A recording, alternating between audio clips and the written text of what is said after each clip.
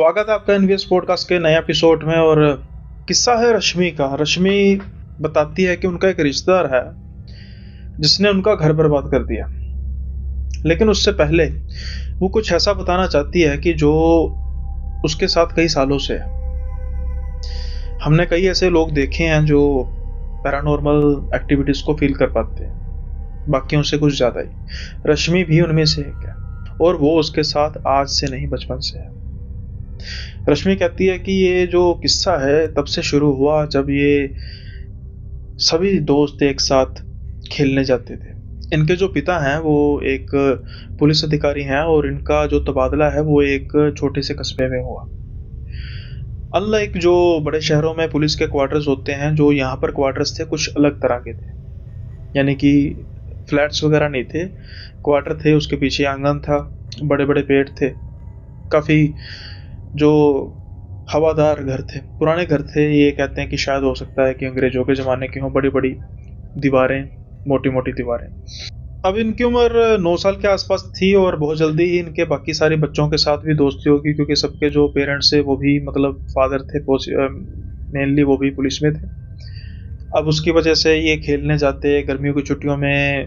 बाहर जो पेड़ वगैरह होने की वजह से छाँव में इनको बहुत ज़्यादा दिक्कत नहीं आती। अब उस घरों में, उस क्वार्टर से थोड़ी कुछ दूरी पर एक नहर बहती थी। आमतौर पे बच्चे होने की वजह से इनके पेरेंट्स ने नहर पे जाने के लिए मना किया था, लेकिन एक दिन ये हट की वजह से सभी दोस्तों ने प्रोग्राम बनाया कि ये जाएंगे उस नहर की तरफ। अब जब ये उस नहर की तरफ जाते हैं तो दिल बाग बाग हो जाता है। नहर का ठंडा पानी गर्मियों में इनकी सारी गर्मी को तो दूर कर रहा था। अब खेलते खेलते इनको शाम हो रही थी, और ये सब सोच रहे थे कि ये बस अब चलते हैं घर की तरफ। ये देखते हैं कि एक गाड़ी आकर रुकती है, और वहां पर एक आदमी और एक औरत उतरते हैं और कुछ टोटका सा कर रहे होते हैं। ये देखे जा रहे थे। इन सब के लिए कुछ नई बात थी कि ये कौन लोग हैं, ये क्या कर रहे हैं। लेकिन कुछ समय बाद वो दोनों दंपत्ति इनके पास आते हैं, इन सबके पास आते हैं जो इनका ग्रुप था, और सबको खाने के लिए कुछ देते हैं और कहते हैं कि प्रसाद है। मेरी एक दोस्त थी, आरती। हम में से तो किसी ने प्रसाद अभी मुंह तक नहीं लगाया था, लेकिन वो झट से प्रसाद खा गई, क्योंकि वो मिठाई थी जो उसको बेहद पसंद थी, और उसने एक सेकंड भी सोचा नहीं, और वो जल्दी से उस प्रसाद को खा गई। जैसे ही उस प्रसाद को उसने खाया तो वो उन हस्बैंड वाइफ या जो भी मर्द औरत था उन दोनों के पीछे चलने लग पड़ी। हम उनको रोक रहे थे, लेकिन वो तो किसी की बात सुन नहीं रही थी। जैसे ही वो गाड़ी के पास पहुंची, उस आदमी और औरत ने हमारी तरफ देख के काफी अजीब सी मुस्कुराहट भरी, और वो उनके साथ गाड़ी में बैठ के चली गई। इससे पहले कि हम कुछ समझ पाते तो वो हमारी जो गाड़ी थी हमारी आंखों से ओझल हो चुकी थी। हम जल्दी से भागते भागते घर पे गए, और घर पे जाके सबको ये बात बताई। सबको खूब डांट पड़ी, लेकिन अभी ये जो समय था ये डांट डपट का था नहीं था, ये था कि उसको ढूंढा जाए, आरती को ढूंढा जाए। लेकिन आरती मिली नहीं। एक हफ्ते बाद आरती मिलती है नहर के किनारे, लेकिन उसकी जो जान है उसके जिस्म में नहीं थी। उसकी डेड बॉडी मिलती है। हम सबकी तो मानो जैसे दुनिया ही उजड़ गई। हमारी सहेली अब इस दुनिया में नहीं थी। उसके माँ बाप का रो रो कर बुरा हाल था। वो मर चुकी थी सबके लिए, शायद मेरे लिए नहीं, क्योंकि अब वो मुझे नजर आती थी। ये पहला इंसिडेंट था जहां पर मुझे मरे हुए लोग नजर आते हैं। वो जब हम साइकिल चलाते थे तो वो मुझे साथ में ही साइकिल पर नजर आती थी।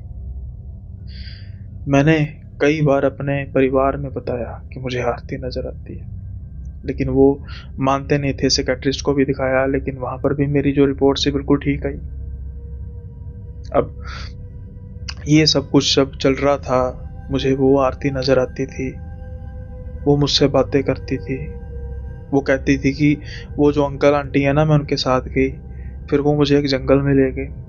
जंगल में एक बड़ा सा संदूक था। मुझे कहते थे तुम यहाँ पर छुप जाओ, हम थोड़ी देर बाद तुम्हें ले जाएंगे। मैं वहां पर बैठी रही। फिर मेरी सांस घुटने लग पड़ी। फिर मैं मर गई।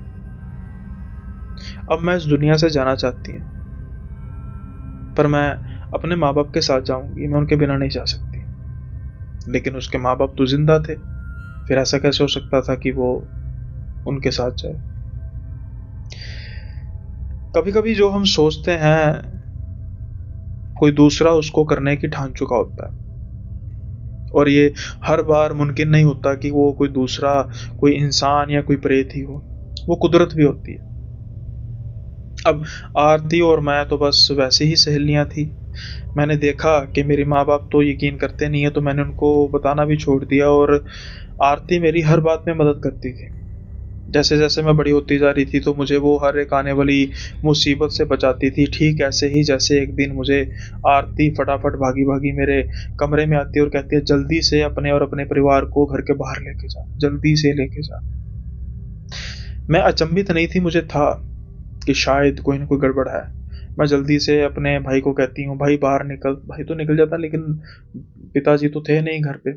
लेकिन माँ जो है वो बस सवालिया निशान होता है और वो बात करते करते घर से निकल जाती हैं। वो हमें डांट ही रही होती हैं कि तुम बाहर क्यों लेकर आई हमें, क्या बात है।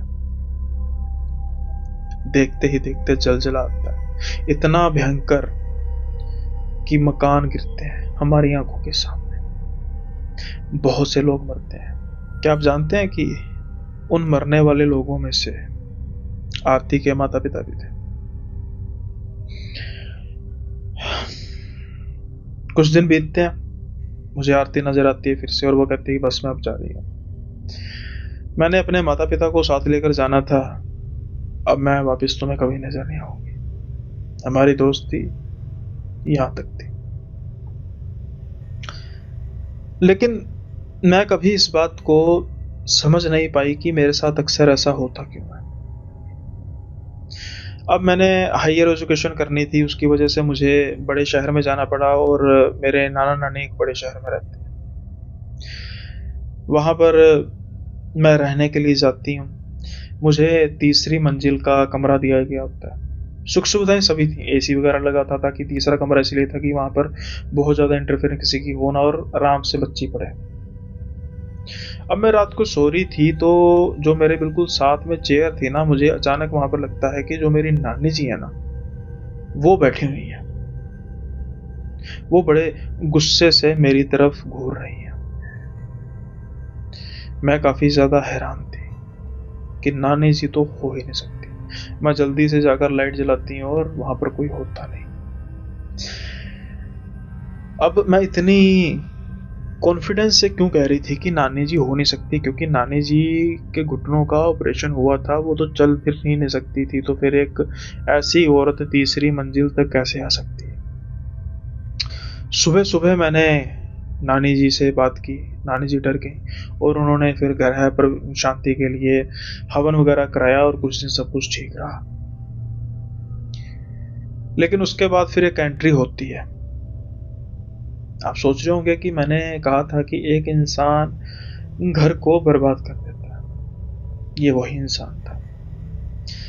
घर में आई थी मेरी मासी जी, लेकिन आज उनका आना कुछ अलग ही तरीके का था। यूं कहें कि वो हमेशा के लिए आई थी। वो अपने पति को छोड़कर घर में आई थी, और नानी जी के साथ उनकी खूब लड़ाई हुई कि ऐसे कैसे इस उम्र में, क्योंकि उनकी जो उम्र थी अब 45 साल के आसपास थी, तो अपने घर छोड़कर आ सकती है। लेकिन मामा जी की सपोर्ट थी, कहीं ना कहीं मामी जी की भी सपोर्ट थी। अब आप सोच रहे होंगे कि मामी जी, मतलब आमतौर पर ये रिश्ता ऐसा है कि इसमें कसक रहती है, और एक जो निनान जिसे कहते हैं वो घर आ रही है, और भाभी को बुरा ना लग रहा हो, कुछ तो होगा, हो सकता है। मौसी जी जो हैं वो बहुत ज्यादा मेकअप करती थी, और वो चाहती थी कि मैं जवान ही दिखूं, लेकिन उम्र के आगे किसका जोर। वो इस चीज को लेकर हर दम परेशान रहती थी, और मुझसे भी कहती रहती थी कि कुछ देखना रश्मि, कुछ ऐसी कोई मेकअप वगैरह के बारे में ढूंढना जहां पर मुझे, मतलब मेरी जो फेस है वो बिल्कुल ग्लो करे। लेकिन अब ढलती उम्र, जैसे मैंने कहा, किसका जोर। अब हमारे घर में फिर से एक बार ट्रेजेडी होती है, और जो मेरे नाना थे वो बिल्कुल तंदुरुस्त, बिल्कुल ठीक ठाक, और अचानक से वो बिस्तर पर पड़ जाते हैं। वो अपनी आखिरी सांसें ले रहे थे। अपनी आखिरी सांसों में वो मेरे को बुलाते हैं और वो कहते हैं कि बच के रहना बेटा, वो ठीक नहीं है। मैं समझ नहीं पा रही थी कि ये किसकी बात होती है। फिर वो अचानक से मर जाते हैं। लाखों सवाल जो थे वो अपने आप में छुपाए चले जाते हैं। मैं समझ ही नहीं पाई कि किसकी बात हो रही है। अब कुछ दिन बीतते हैं तो मासी जी कहती है कि मैं कुछ ब्यूटी पार्लर का काम शुरू कर रही हूँ। मैंने एक प्रॉपर्टी देखी है जहाँ पर नीचे शॉप है और ऊपर ना फ्लैट है। अब बेटा मैं वहाँ पर अकेली तो रह नहीं सकती, तो तू क्या मेरे साथ रहेगी? अब जब ये बात मैं सुनती हूँ तो मैं अपनी माँ से परमिशन लेती हूँ, वो भी मना नहीं करती। नानी जी काफ़ी रोकती हैं कि नहीं नहीं बेटा तू यहाँ पर है, मामा जी भी मामी जी भी, लेकिन अभी मासी जी के आगे किसकी चलने वाली थी। जैसे ही मासी जी एक बार कहती हैं कि जाना है तो जाना है, अब मैं घर उनके जाती हूँ तो वहां पर फिर से मुझे कुछ अजीब सी हरकतें महसूस होती हैं। एक बार वहां पर मैंने अपनी माँ को देखा। वो माँ मेरी रसोई में से बाहर निकल रही थी, मेरी तरफ देख के मुस्कुराती हैं और दूसरे कमरे में जाती हैं जहाँ पर मासी थी। लेकिन जैसे ही मैं वहां पर जाती हूँ वहां पर तो कोई था ही नहीं। और होता भी कैसे, इतने कम समय में माँ बिना कुछ बताए मुझे कहाँ वहां पर ये घर में कैसे आ सकती हैं। जो कस्बे में माँ रह रही थी वहां से कम 7 घंटे का रास्ता था। मैं माँ को फोन करके बताती हूँ, माँ भी विश्वास नहीं करती, माँ से भी विश्वास नहीं करती। लेकिन एक दिन एंट्री होती है और हम किसी काम से नानी जी के पास गए थे। ये कहा जाए कि मासी जी को एक फोन आता है और वो किसी काम से बाहर जाती है। फिर फोन आता है कि वो आज रात को आ नहीं पाएंगी, उनको 1-2 दिन लगेंगे। उसी दौरान मेरी एक छोटी मासी जी हैं, वो आती हैं अपनी बेटी के साथ। हमारी बातें होती हैं और बातों बातों में जब मैं कहती हूँ कि मैं यहाँ नहीं रह रही, मैं तो मासी जी के पास रह रही हूँ, और उसकी चेहरे के हाव भाव चेंज हो जाते हैं क्योंकि वो कहती है कि तुझे पता नहीं है मासी के बारे में। तो मैं कहती हूँ कि बता ली क्या बात है। हाँ, हस्बैंड के साथ डिस्प्यूट हुआ है। ऐसा कहते नहीं, मैं तुझे सिर्फ बता रही हूँ और तेरी समझ जो होगी वो देख लेना, लेकिन ये जो हमारी मासी है ना, ये जादू टोना करती है। तुझे पता है ये खुद को जवान रखने के लिए लोगों की बलि लेती है, तुझे भी उसने इसलिए रखा है। धीरे धीरे ये तेरी बलि ले लेगी। मैं तो जैसे उसकी बात सुनकर हंसने लग पड़ती कि तू कैसी बातें कर रही है, लेकिन वो बिल्कुल सीरियस थी। ये बात मेरे मन में घर तो कर चुकी थी, लेकिन मैं इस बात पर विश्वास करती कैसे? मेरा सगा रिश्तेदार क्या कुछ ऐसा कर सकता है? वो कर सकता है। एक बार मैं रात के समय में अपने नाना जी के घर आने वाली थी, कुछ काम था मुझे, और मैं रात को निकलती हूँ मासी जी को कह के। मासी जी कहती ठीक है मैं अकेले रह लूंगी, एक रात की तो बात है। अभी मैं आधे रास्ते में जाती हूँ तो अचानक से मुझे याद आता है कि जो मेरा मोबाइल है वो तो वहीं पे रह गया। अब जो घर का मेन डोर था वो डबल लॉक था, यानी अंदर से भी लॉक किया जा सकता था, और अगर किसी के पास चाबी है तो वो बाहर से भी खोल सकता था। मेरे पास भी उसकी चाबी थी। रात के समय मैं सोचा था कि मासी जी सो गई होंगी। मैं धीरे से दरवाज़ा खोलती हूँ, अंदर आती हूँ, लेकिन अंदर का नज़ारा ही कुछ और था। मेरे कमरे में लाइट तो बंद थी, लेकिन किसी दिए के जलने की रोशनी आ रही थी।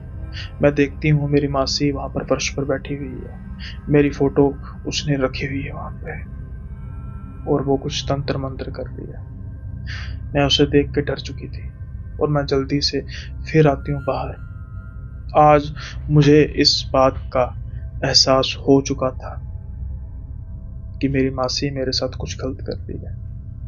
लेकिन इससे पहले, जैसे मैंने कहा कि मुझे मेरी दोस्त आरती दिखाई देती थी, क्या मेरे में कुछ ऐसा नेचुरल फिनोमिना था? एक बार मुझे इसके बारे में और महसूस हुआ। इससे पहले कि इस चीज़ का अंत किया जाए, यह भी जानना आपको काफ़ी ज़रूरी है, ऐसा रश्मि कहती है। एक बार रश्मि रास्ते से कहीं जा रही थी तो एक छोटी सी बच्ची जो है उसको दिखाई देती है। वो उसकी तरफ हाथ करके करती है और कहती है कि दीदी दीदी मुझे ना वो मंदिर के पास छोड़ दो।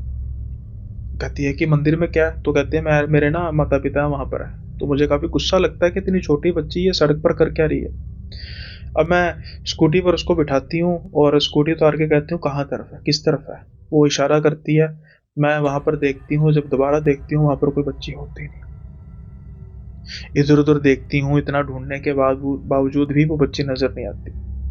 मेरी तो हैरानी की कुछ सीमा रहती नहीं कि ये कहाँ पर गई। अब मैं उस मंदिर में अंदर जाती हूँ, काफी इधर उधर देखती हूँ कि कहाँ गई बच्ची, लेकिन मुझे दो लोग दिखाई देते हैं, हस्बैंड वाइफ शायद होंगे वो बात कर रहे थे किसी से कि क्या आपने इनको देखा, क्या आपकी नजर इस पर गई है। अब मैं जैसे ही उस फोटो को देखती हूँ, वो उसी बच्ची की फोटो थी और वो रो रहे थे। मैं उनको कहती हूँ कि ये बच्ची तो अभी मेरे साथ स्कूटी पर आई है। वो कह रही थी कि मैं मंदिर में गुम हो गई और मेरे माता पिता मंदिर में ही हैं। तो वो खुश हो जाते हैं कि कहाँ पे है, कहाँ पे बताओ। कहती पता नहीं, मैं अंदर आई, मैं देखा आपके इधर इस तरफ मंदिर की तरफ, तो वो गायब हो चुकी थी, वो थी नहीं। तो इसके माता पिता कहते हैं कि बेटी 10 दिन हो चुके हैं हम उसे ढूंढ रहे हैं। ये तो हैरान हो जाती है कि 10 दिन हो चुके हैं, ऐसा कैसे हो सकता है। 10 दिन से वो बच्ची कर क्या रही थी, कहाँ गई होगी, कहाँ रह रही होगी।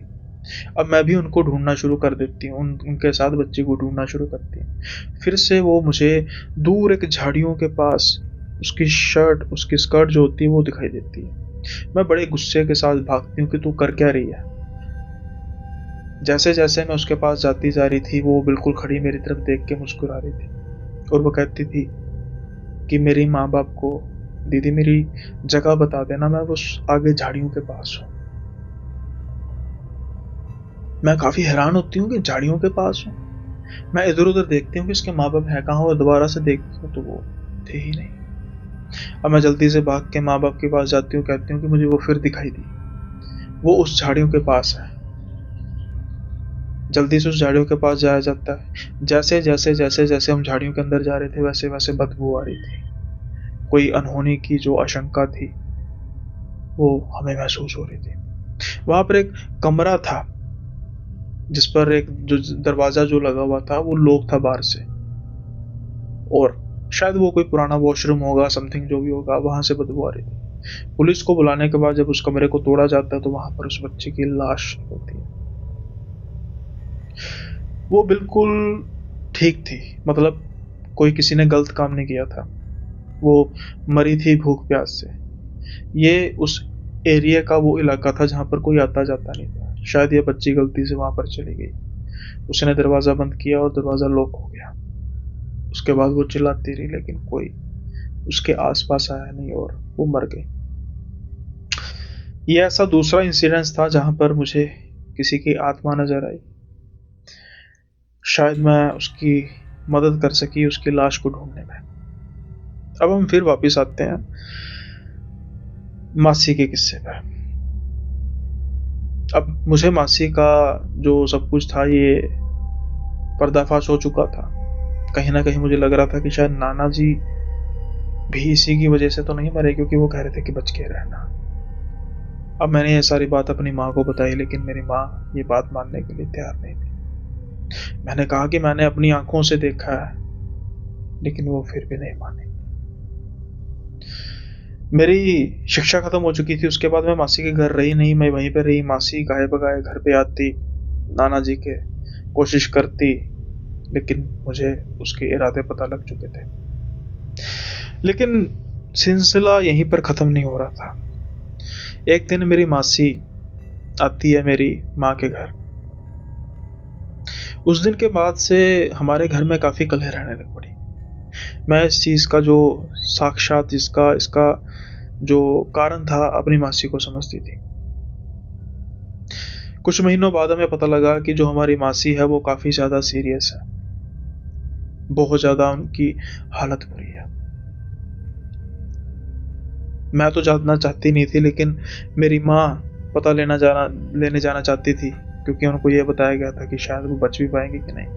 और मेरी माँ मेरी मासी से बहुत प्यार करती थी। मैं जाती हूँ, मेरी माँ जाती है, पिता जाते हैं, सभी जाते हैं। मेरी माँ मेरी मासी के पास बैठी हुई थी हॉस्पिटल में। किसी कारण से मैं बाहर जाती हूँ। जब मैं आती हूँ तो देखती हूँ कि मेरी माँ अपने लबों से पानी छोड़कर अपनी बहन को पिला रही है। मुझे किसी अनहोनी की आशंका थी और वो हुआ भी। जब हम घर आए ना, उसके बाद से मेरी माँ की तबीयत खराब होने लग पड़ी। वहीं दूसरी ओर मेरी मासी की तबीयत ठीक होने लग पड़ी। जैसे जैसे मेरी माँ की तबीयत खराब हो रही थी, वैसे वैसे मेरी मासी की तबीयत ठीक होती जा रही थी। क्या ये कोई इत्तेफाक था? नहीं, ये काला जादू था मेरी मासी का। उस प्रेतनी ने सबका घर बर्बाद कर दिया था। मेरे मन में आता था कि मैं उसको मार दूं, लेकिन कैसे? मैंने पिताजी से भी बात की, पिताजी भी मानते थे, लेकिन क्या कोई सबूत था इस बात का? नहीं। अब वो कंडीशन आ चुकी थी जहां पर मेरी माँ मृत्युशैया पर थी। इतनी हालत खराब, उनको हॉस्पिटल लेके जाना पड़ा। लेकिन क्या आप यकीन करेंगे कि हमारे पहुंचने से पहले वहां पर मासी खड़ी थी? ऐसा कैसे हो सकता है? मासी इतनी दूर रहती है हमारे घर से, उसको कैसे पता कि हॉस्पिटल भर्ती करना पड़ेगा? लेकिन अभी ये माहौल था नहीं कि उससे कुछ किया जाए, उससे कोई बात की जाए। मेरी माँ को आईसीयू में एडमिट कराया गया। डॉक्टरों ने कहा कि माँ आपकी अब ठीक हो रही है और ये ठीक हो जाएंगी, कुछ जानलेवा नहीं है। रात के समय में मासी कुछ समय के लिए मेरी माँ को देखने के लिए गई। मैं तब वहां पर थी नहीं, मुझे पता लगा। लेकिन उसके बाद अचानक से मेरी माँ की तबीयत खराब हो जाती है। मैं अपनी माँ के पास जाती हूँ और वो रो रही थी। वो कह रही थी कि बेटी तू ठीक थी, तू बस बच के रहना उससे। मैं तेरी बातों पर विश्वास करती तो आज ये नौबत ना आती, लेकिन तू उससे बच के रहना। अगले दिन मेरी माँ हमारे बीच में नहीं थी। ये वो गुस्सा था जो मैं अपनी मासी पर निकाल नहीं सकती थी। संस्कार किया गया। मासी काफी देर तक चिता के पास खड़ी रही। मुझे शक था कि वो मेरी माँ की चिता के साथ कुछ करेगी। मैंने अपने भाई की ड्यूटी लगाई कि जब तक अस्थियों को निकाल ना लिया जाए, तब तक कोई ना कोई यहाँ पर पहरा देगा। ये आसपास से नजर नहीं आनी चाहिए। अब उसका सबको पता लग चुका था कि वो काला जादू करती है, जादू करनी है। और जैसा कि आपको पता है कि अस्थियां चौथे पे निकाली जाती हैं, तब तक कोई ना कोई वहां पर रहा। और सबने कहा कि ये गाये बगाए आती थी, रोती थी कि मेरी बहन चली गई, लेकिन इसकी मंशा शायद कुछ और थी, शायद कुछ हड्डियां निकालने की। अब इतना कुछ होने के बावजूद क्या हम उससे कुछ रिश्ता रखते? हमने धीरे धीरे बस उससे बायकॉट ही कर लिया। वो कारण बनी मेरे नाना जी की मौत का, मेरी माँ की मौत का। हम तो उसको घर में घुसने तक नहीं देते। लेकिन मेरी नानी, मेरे मामा, मेरे मामी तो उसके गुलाम है जैसे। और हाँ, एक और बात, ढलती हुई उम्र पर किसका काबू, ये उस जादूगरनी ने कर लिया। जिसकी उम्र दिन ब दिन ढलती जा रही थी, अब वो ऐसा लग रही है जैसे कोई 30 साल की जवान हो। और मेरी तबीयत अब खराब रहती है। अभी तो मैं शादी के लायक भी नहीं हुई, लेकिन मुझे ऐसा लगता है कि मेरी उम्र 50 साल की हो गई है। क्या कुछ किया उसने, ये पूछना क्या वाजिब है? ये सब कुछ जो मैंने पिछले इतनी देर से सुनाया, ये शायद इस चीज का जवाब है। आज मैं मिस करती हूँ अपनी दोस्त आरती को, कि अगर वो होती तो यहां तक नौबत नहीं आती। लेकिन जो चला गया, उसको कैसे वापस लाया जा सकता है? आई होप ये किस्सा आपको पसंद आया होगा, और लाइक, शेयर, सब्सक्राइब कर दीजिएगा।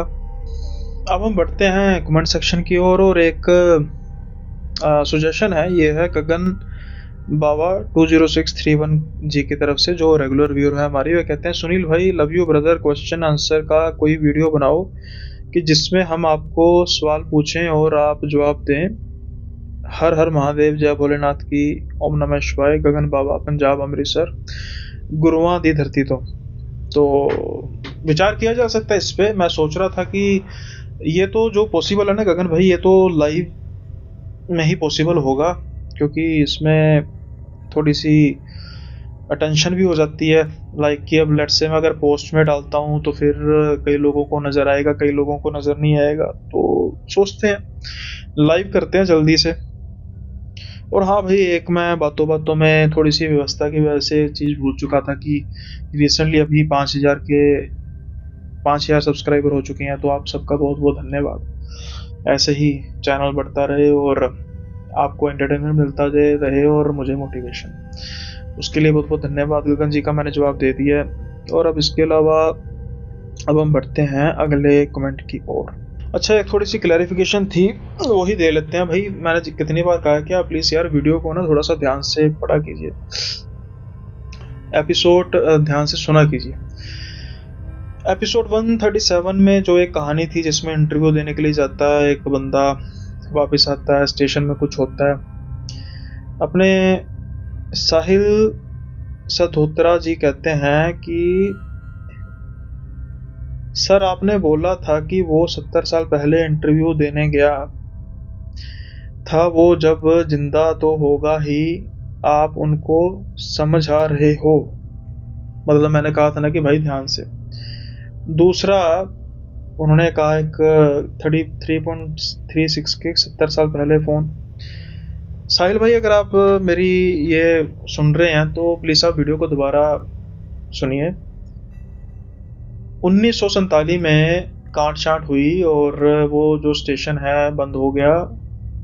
उसके कुछ साल बाद 1955 के आसपास वहाँ पर एक लड़की के साथ गलत हुआ, उसकी आत्मा भटक रही है, और जो ये बंदा इंटरव्यू देने गया है ये अभी रिसेंटली है। तो प्लीज़ यार समझिए। और हाँ, अगर मैंने गलती से ऐसा कुछ कह दिया होगा तो करेक्शन समझ लीजिए इसको। देन उसके बाद हम बढ़ते हैं नितिन कश्यप 183, वो गर्लफ्रेंड नहीं चुड़ैल थी। भाई मैं सोच रहा था वैसे इसका ना टाइटल रखने का, जो गर्लफ्रेंड वाला था ना, फिर मैंने सोचा कि यार ये सीरीज कुछ ज़्यादा चल नहीं रही, कुछ सेपरेट करते हैं, और वो भी नहीं वीडियो चली। तो आप सही समझे कि मैं ऐसे ही टाइटल को करता हूँ, लेकिन फिर भी भाई चलो। एक भाई हैं हर्षित कुंदेर, वो कह रहे हैं गेमवर्स चैनल अभी भी है क्या वीर जी? भाई है तो सही, फेसबुक पे है, पेज है वो बोला। चैनल का नाम मैंने चेंज कर दिया, हॉरर पॉडकास्ट पर सुनिए। बताऊँ क्या बात है, मैं काफ़ी समय से उसको रिवाइव करने की कोशिश करता हूँ कि गेमिंग को दोबारा से रिवाइव करूं, लेकिन अब इस चीज़ में इतना समय मिल नहीं पा रहा मुझे। गेमिंग मेरा शौक है और मुझे उम्मीद है आप में से बहुत से लोग जो हैं वो गेमर्स भी हैं। वैसे कौन कौन है आप कमेंट में ज़रूर बताइए, कौन कौन से गेम्स के शौकीन हैं। संख्या बढ़ी तो सेपरेटली एक ना हॉरर गेमिंग का शुरू कर लेंगे चैनल, जिसमें हॉरर गेम का गेम प्ले किया करेंगे, कुछ लाइव भी किया करेंगे, आप भी पार्टिसिपेट करना। तो it's not about earning money यार, कितने के पैसे आ जाते हैं, लेकिन थोड़ा सा ना एक कम्युनिटी बना लेंगे, है ना, गेमिंग की। तो अगर आप चाहते हैं कुछ ऐसा करें तो वो भी कर लेंगे।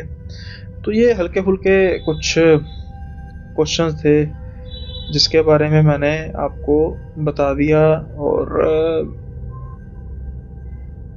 एक भाई कुछ गालियां निकाल नुकूल कर बोल रहे थे, मुझे नहीं मतलब ऐसे बोल रहे थे कि यार ये तो एड्स वगैरह बहुत आती है वीडियो में, मजाक खराब हो गया। भाई अब एड्स तो आएंगी, उसको कोई रोक नहीं सकता, आप रोक सकते हो। आप YouTube प्रीमियम ले लीजिए तो एड्स आनी बंद हो जाएंगी, बिल्कुल स्मूथली वीडियो चलेंगी। जिनको भी एड्स में प्रॉब्लम आती है तो वो YouTube प्रीमियम ले सकता है, उसमें मेरा कोई पर्सनल फ़ायदा नहीं है भाई। आप जो भी वीडियो देखेंगे किसी भी वीडियो पर आपकी ऐड नहीं आएगी। तो जितने भी अपने ये भाई लोग हैं ना, अपने वीडियोस वगैरह देखते हैं, जो लॉन्ग स्टोरी सुनते हैं, तो तकरीबन सबने यूट्यूब प्राइम लिया हुआ। तो ये सुजेशन समझ लीजिए कि अगर आपको वीडियो में दिक्कत है तो 139 149 के आसपास का यूट्यूब प्राइम होता है, उसको आप चूज़ कर सकते हैं। खैर आज का इतना ही। हाँ, एक भाई थे जो थोड़ी सी धमकी दे रहे थे, तो मैं उनको एक बार थोड़ा सा ना दोबारा से याद करा देता हूँ कि कौन सी वीडियो थी। हाँ, अवतार भाई वाली वीडियो में कह रहे थे कि भाई मैं हाई कोर्ट का वकील हूँ तो मैं कोर्ट ले जाऊंगा। तो मैंने उनको रिस्पॉन्स किया था, भाई बता दो कब आना है, आ जाएंगे, सम्मन भेज दो। रिस्पॉन्स नहीं आया, भेजो यार सम्मन, देख लेते हैं हमने क्या गलत किया। इसी के साथ आज का जो एपिसोड है इसको खत्म करते हैं। मिलेंगे जल्दी ही अगले एपिसोड में नए किस्सों के साथ। तब तक के लिए बाय बाय, अपना ख्याल रखें।